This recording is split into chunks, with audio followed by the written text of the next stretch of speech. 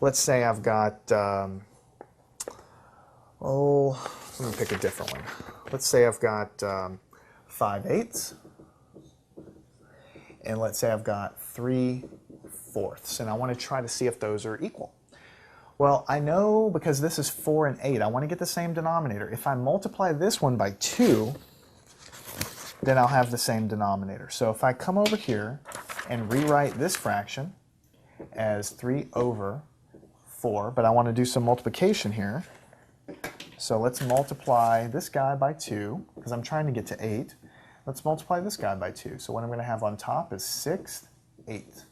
And look what I was comparing with 5/8. 6/8 and 5/8 are actually not the same. In fact, this is more pizza, because here I've divided the pizza into 8 pieces, I've taken 6.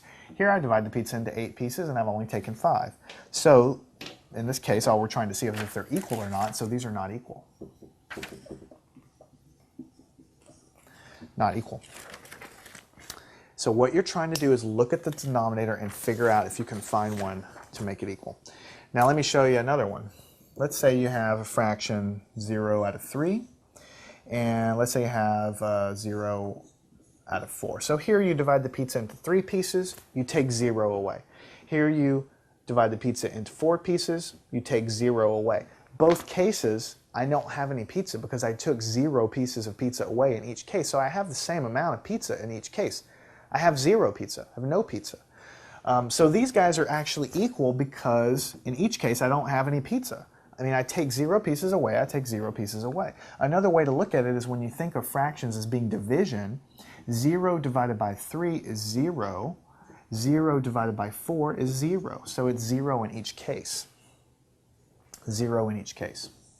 There's many times more than one way to do a problem, so I try to show you that. What if we had 3/4 and 2/5? 3/4 and 2/5. Now here it becomes a little bit more tricky. You see, in these problems up here it was pretty easy because I knew I could multiply 4 times 2 and that would give me 8 to get the same denominator. Here I knew I could take 3 and multiply by 4, that would give me 12. That's the same denominator. But here there's nothing I can do. I can't multiply 4 by anything that's going to give me 5, and I can't multiply 5 by anything to give me 4. But let me show you what you can do. Sometimes you have to think a little bit bigger. Like I told you, you can do the same thing to the top and to the bottom of a fraction as long as you multiply or divide it by the same number. And sometimes you might have to transform one fraction or the other. Sometimes you might have to mess with both of them. So here if I have 3/4, let me just finish this and then you'll see why I did it. What if I multiply this one times 5? So I have to multiply the top by 5 either. The top by 5 as well. At the same time I do that, I come over here and I take the 2/5 and I multiply that guy, not by 5, but by 4. But if I multiply him by 4 on the bottom, I've got to multiply by 4 on the top. So let me just finish and then we'll go over and see why we chose to do this. So 3 times 5 is 15. 4 times 5 is 20. Over here, 2 times 4 is 8. 5 times 4 is 20. Now you tell me, 15 out of 20 pieces or 8 out of 20 pieces? Which one is bigger? Well, this guy is bigger. 15 out of 20 pieces is bigger, and obviously they're not equal, which is all we really cared about, so they're not equal. Another way to write that is you can put an equal sign with a line through it. That means not equal. All right? So what we did here is we looked at these two fractions and we wanted to find a common denominator so we can compare them. You have to kind of find that common ground. But there was not, I couldn't just mess with one of the fractions and make it happen. But when you're doing this stuff, you can do anything you want to this fraction. So I multiplied top and bottom by 5.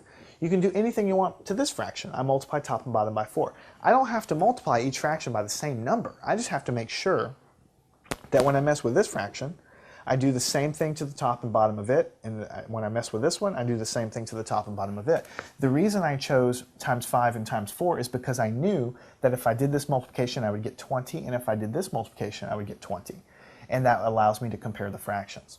So that's what's called finding the common denominator. What we're going to find later, really, and that's why we're doing this practice now, is that later on when we add fractions, we're going to find out that we have to have a common denominator in order to add them together. If you don't have a common denominator, you just can't add them.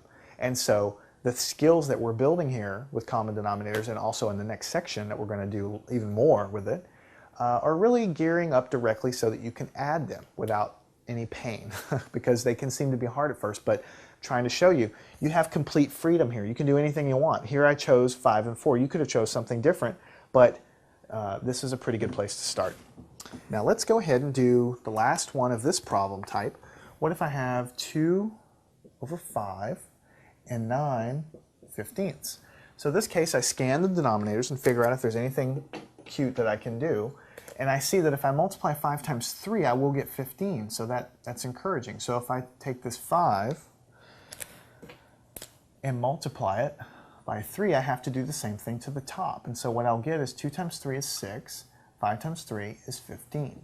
And so you can see that these are, when I compare it to the other fraction I had, not equal. So in other words, you could say they're not equal with a line through them like that. Now let me ask you a bonus question. Which one of these fractions is bigger?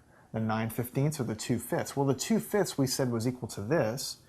This looks smaller than this because now that they're on the same denominator, I can just look at, I can say, well, I have 6 pieces out of 15 and I have 9 pieces out of 15, where this is the bigger fraction. And we're going to do a few more problems a little bit later on comparing to that. All right, so we did quite a bit so far with trying to find a common denominator just to see if two fractions are equal. It's the best way to do it. There's a few other ways. Your teacher could describe a few other ways to figure out if two fractions are equal, but personally I think doing it this way is the best because it really gets you understanding the idea of common denominator, gives you a good understanding of what a fraction really is. The next thing we want to do is talk about, when we talk about simplifying a fraction, you might